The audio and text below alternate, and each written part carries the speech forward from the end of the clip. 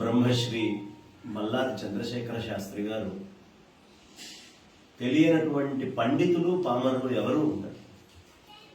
పండిత లోకంలో నేను చాలా పండితుణ్ణి అని ఎవరైనా వాదన చేయడానికి వస్తే నీ పాండిత్యం ఎంత అని క్షణంలో మన ఊహకందనటువంటి విషయాల్ని అష్టాదశ పురాణాల్లోంచి, రామాయణ భారతాది ఇతిహాస గ్రంథాల్లోంచి, ధర్మశాస్త్రాల గ్రంథాల్లోంచి అనేక ధర్మ సూక్ష్మాలు అలవోకగా కంఠోపాఠంగా చెప్పేటటువంటి మహానుభావుడు ఆయన.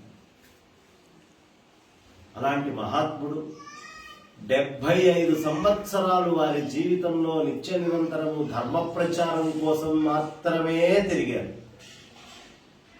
20వ ఏట వారు ఆరంభం చేసినటువంటి ధర్మ ప్రచారం 97వ ఏట దాకా కూడా సాగుతూనే ఉంది. అనేక మంది వారి దగ్గరికి వెళ్లి అనుమానాలని పటాపంచలు చేసుకోవడం కూడా జరుగుతూనే వచ్చింది. ఆ మహాత్ముడి యొక్క కంఠము, వారి వాగ్వైఖరి, శబ్దఝరి, విషయ విజ్ఞాన కౌశలం అమేయమైనటువంటి అపరిమితమైనటువంటి జ్ఞాన భాండాగారం బ్రహ్మశ్రీ మల్లాది చంద్రశేఖర శాస్త్రి గారు. శృంగేరి జగద్గురు మహాసంస్థానానికి ఆయన ఆస్థాన పండితుడిగా అనేక సేవలను అందించారు. సాక్షాత్తు శ్రీ అభినవ విద్యాతీర్థ స్వామి వారిచే పౌరాణిక కేసరి అనేటటువంటి బిరుదుని కూడా తీసుకున్నారు. ఆ తర్వాత తిరుమల తిరుపతి దేవస్థానానికి శాశ్వత ఆస్థాన పండితుడిగా ఎవరైనా సేవలు ఇచ్చారు అంటే అది బ్రహ్మశ్రీ మల్లాది చంద్రశేఖర శాస్త్రి గారు. అలాంటి ఆ మహాత్ములు నాకు తెలిసి వివాహమైన షష్ఠి పూర్తి చేసుకునే వాళ్ళు ఉంటారు, లేదు వాళ్ళు పుట్టినప్పుడు షష్ఠి పూర్తి చేసుకునే వాళ్ళు ఉంటారు, కానీ ప్రవచనానికి షష్ఠి పూర్తి చేసుకున్నటువంటి మహానుభావుడు ఆయన. ఏ ఊరు వెళ్ళినా, ఏ ప్రాంతం వెళ్ళినా, ఎక్కడికి వెళ్ళినా ఇక్కడ మల్లాది వారు వచ్చారండి, వారు చెప్పారు అని చెప్పారు. దీనికి గుర్తేమిటయ్యా అంటే, నేను అనేక మందితోటి, పండితులతోటి, పామరులతోటి, వారి ఇంటికి చాలా సందర్భాల్లో నాతోటి మిత్రులు, సహచరులు వస్తూ ఉంటారు. ఈ వచ్చినప్పుడు ఆ వ్యక్తి రాగానే మీ ఇంటి పేరేంటి అని ఒక ప్రశ్న వేసేవారు. ఇంటి పేరు చెప్పంగానే వారే వీళ్ళ తాతగారి పేరు, వీళ్ళ ముత్తాతగారి పేరు, వాళ్ళ వంశంలో ఉండి ఆ ఊళ్ళో ఉండేటటువంటి పరిస్థితులు, వాళ్ళ ఊళ్ళో ఉండేటటువంటి గుడి, ఈ విషయాలన్నీ అలవోకగా అలా చెప్పేసేవారు. అంటే ఎంత అపరిమితమైనటువంటి ఆ మేధా సంపత్తి వారికి ఆలోచించండి. పురాణాల్లో ఉండేటటువంటి పేర్లన్నీ గుర్తుంచుకోవడానికే మనం చాలా ఇబ్బందులు పడి, మాలాంటి ప్రవచనకర్తలు అయితే చెప్పడానికి వెళ్లే ముందే పుస్తకాలు తీసుకొని పేర్లు ఏమేమిటి అని టిక్కు పెట్టుకొని వెళ్తాం. అలాంటిది ఆయన పురాణాలలో పేర్లు, ఇతిహాసాల్లో పేర్లు పక్కన పెడితే ఎన్ని వంశాలున్నాయో ఉభయ తెలుగు రాష్ట్రాల్లో, ఈ వంశానికి చెందినటువంటి పూర్వీకులు ఎవరు, వాళ్ళతో ఆయనకు ఉండేటువంటి సహచర్యం ఏమిటి, ఇవి చాలా అసలు అనాయాసంగా అట్లా చెప్తూ ఉండేవారు.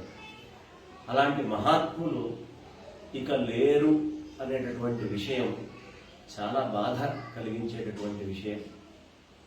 అయినప్పటికీ వారి గురించి చెప్పుకోవాలంటే ఎన్ని గంటలైనా సరిపోదు మనకి. అలాంటి ఆ మహాత్ములు శృంగేరి జగద్గురువులు, తిరుమల తిరుపతి దేవస్థానమే కాకుండా అనేక మంది పీఠాధిపతులు వారిని సత్కరించారు. సత్యసాయిబాబా గారికి జీవితంలో ఒక్కసారైనా మల్లాది వారి ఆశ్రమానికి రావాలనే కోరిక ఉండేది. ఆదికేశవ నాయుడు గారిని కూడా పంపించారు. హెలికాప్టర్ ఏర్పాటు చేస్తామన్నారు. శృంగేరి తప్ప నేను ఇంకొక ప్రదేశానికి వెళ్ళను, నాకు కనకాభిషేకం చేస్తానన్నా, ఏం చేస్తానన్నా నాకు అవసరం లేదు అని చెప్పినటువంటి నిస్వార్థమైనటువంటి వాడు. అలాంటి మహాత్ముడు మాది చాలా చిన్న సంస్థ, ఆదిశంకరాచార్య భక్త సమాజం అని. నాకు 22 ఏళ్ళు. నేను మహా అంటే వారికి 500 1000 ఇచ్చుకోగలను. నేను వెళ్ళి అడగంగానే, నాన్న శంకర జయంతి కదా నువ్వు చేసేది, తప్పకుండా నేను వస్తున్నాను పద అని చెప్పి శంకర జయంతికి వచ్చి, వారు ఆపేసినటువంటి ప్రవచనాలు సీరియల్ గా ఏది చెప్పట్లేదయ్యా భారతం రామాయణం, అప్పుడప్పుడు వెళ్ళి ఏదైనా పెద్దల గురించి మాట్లాడుకోవడంలో దోషం లేదు అని ఆశీర్వదించి వారు రావటం. అంటే వారు ఎప్పుడూ ఆర్థికమైనటువంటి దానికి కానీ దేని విలువలకి మాత్రమే కట్టుబడి ఉండేటటువంటి వారు. అలాంటి విలువలతో కూడినటువంటి మనిషి, తపస్సే జీవితంగా గడిపినటువంటి ఋషి మనకి ఇంకా లేరు భౌతికంగా అనేది ఆధ్యాత్మికమైనటువంటి ప్రపంచంలో మా అందరికీ దిగ్భ్రాంతికి గురి చేసేటటువంటి విషయమైన, ఏ పురాణం తీసినా, ఏ ఇతిహాసం తీసినా, ఏ వేదం తీసినా ఆయన శాస్త్ర పండితుడు, వేద పండితుడు, ఇటు పూర్వమీమాంస చెప్పుకున్నటువంటి వారు, వ్యాకరణం చూసుకున్నటువంటి వారు, ఇంత చదువుకున్నటువంటి ఆ మహానుభావుడి యొక్క ఆ ఛాయ ప్రతి చోట కనిపిస్తుంది. అలాంటి మహానుభావుడికి నివాళులు అర్పిస్తూ, అలాంటి మహాత్ములు మళ్ళీ ఇంకొకటి పుట్టే అవకాశం లేదు, మళ్ళీ మల్లాది వారే పుట్టాలి తప్ప ఇంకొకళ్ళకి ఆ ప్రజ్ఞ పాండిత్యం ఉండే అవకాశం లేదు. వారికి సాష్టాంగ అంజలి నేను ఘటిస్తూ నా వాణికి విరామాన్ని ఇస్తున్నాను.